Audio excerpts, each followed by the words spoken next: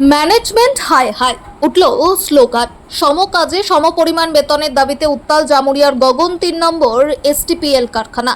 সমপরিমাণ কাজে সমপরিমাণ বেতনের দাবি সহ মাসিক 4টে ছুটি এবং 8 ঘন্টা কাজের দাবি জানিয়ে এবার উত্তাল হয়ে উঠল জামুরিয়া শিল্পাঞ্চলের গগন 3 এসটিপিএল।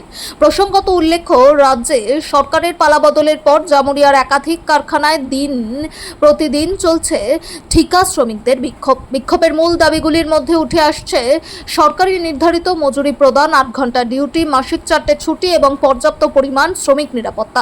ফলত শ্রমিকদের অভিযোগ, আমাদের এই সমস্ত প্রাথমিক দাবিগুলি নিয়ে এর আগেও বহুবার বিক্ষোভমুখী হয়েছে।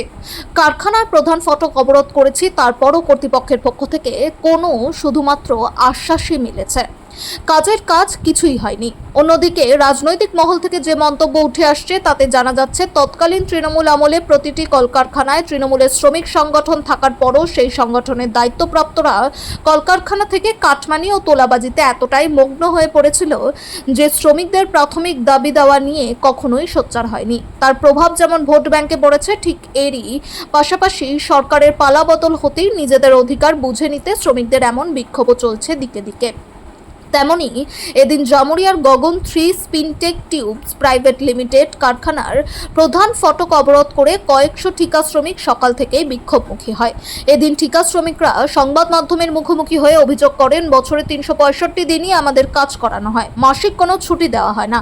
এছাড়াও কারখানায় পর্যাপ্ত নিরাপত্তার অভাব সহ নির্দিষ্ট সময়ে দেওয়া হয় না বেতন। তারা দাবি করেন সমপরিমাণ কাজে সমপরিমাণ মজুরি দিতে হবে, পাশাপাশি 8 ঘন্টা ডিউটি চাই এবং মাসিক 4টে ছুটি। শেষ পাওয়া খবর অনুযায়ী বিক্ষোভে গগন 3 নম্বর এসটিপিএল এর ঠিকা শ্রমিকরা। ওয়ার্কার আছে, যত ওয়ার্কার আছে তাদের বিষয় নিয়ে আমি কিছু বলতে চাই। ঠিক আছে, আমাদের হাজিরি সময় মতো ঠিক মতো দিতে হবে, যে সরকারের সংস্কৃতি হাজিরি আছে। ঠিক আছে, আচ্ছা আমাদের সেফটি বেল্ট কিছুই নাই, আমাদেরকে দিতে হবে। তারপর 12 ঘন্টা আমরা ডিউটি করব না, 8 ঘন্টা ডিউটি করব। আর হাজিরি আমাদের কিছু বাড়াইতে হবে, SIPF কাটতে হবে। 365 দিনে আমাদেরকে কাজ করাইছে কংগ্রেসের আমল মতন, কিন্তু আমাদের মজুরি নাই। আপনারা এর আগে কাউকে কোনোদিন বলেছিলেন এরকম? এর আগে 4-5 বার বলা হয়েছে, অথবা কথাবার্তা হয়েছে ম্যানেজমেন্টের সঙ্গে, কিন্তু ম্যানেজমেন্ট কোনো মাথা ঘামায়নি। আমার নাম তারক বাউরি। আজকে আমাদের যে বিক্ষোভ, এই যে আন্দোলন, আমাদের সম কাজে সমবেতন, ঠিক আছে, প্লাস আমাদের যে সরকারিভাবে যে বেতন চুক্তি হয়েছে সে অনুযায়ী আমাদের একটা চুক্তি করতে হবে, এটাই আমাদের ম্যানেজমেন্টের কাছে দাবি। এইগুলো আরও দাবি আছে, যেমনি আপনার 8 ঘন্টা ডিউটি, ওভারটাইম করে ওভারটাইমে আলাদা করে পয়সা দিতে হবে, সে PF PSI এই সমস্ত যে জিনিস আছে ওগুলো নিয়ে আমাদের আজকে আন্দোলন।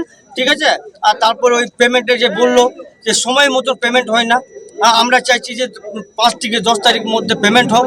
হ্যাঁ, এখনও কন্ট্রাক্টরে যে যারা কাজ করি আমরা, তাদের এখনও কোটা আছে যে পয়সা পায়নি।